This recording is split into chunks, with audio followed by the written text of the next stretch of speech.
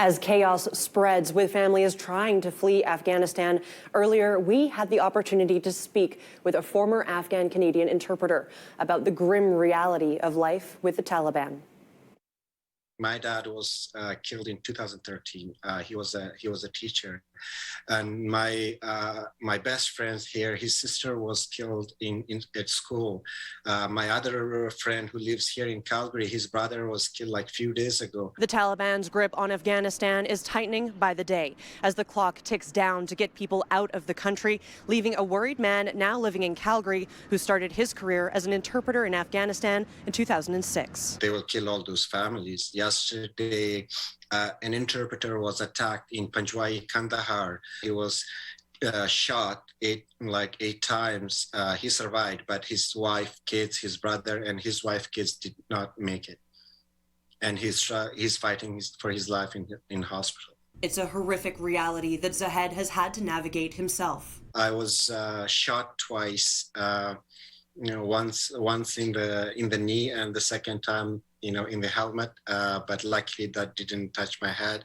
I've been blown up twice where I was in the same vehicle, but luckily because of the armored vehicle and the smaller ID, I was able to survive any injuries. Even though he kept his job a secret, the Taliban still tracked him down. I started receiving night threat letters where, notes stick to my door saying we will kill you and your family if you don't quit your job. That's how I reported to my boss at that time, and then he helped me get to Canada.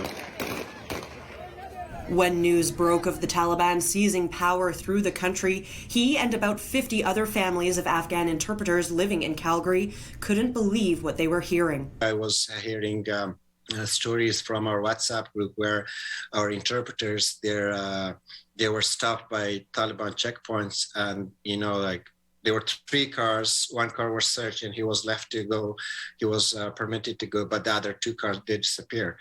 What could happen if troops do leave the airports to Taliban control at the end of this month is a thought that Zahed and others can't bring themselves to imagine. My brothers, they are hiding at my sister's house one night, and the other night with his friend's house, the other night. So it's not just my story, but all. So that's why we are so scared, and we cannot even imagine what they could be facing if this process is taken out, and if there is no security in Afghanistan's airports where those people can go out of the country. And while he does everything he can from Canada, he and the families of other interpreters are pleading for the federal government's help. It's really, really, really slow. It's been 2 weeks that we have as I said earlier, that we have emailed all our documents, but we have heard nothing from them back, at least a confirmation, right? We know that the government is busy with election and all the other official stuff that's going on right now in Canada, but meanwhile, the government needs to prioritize our families.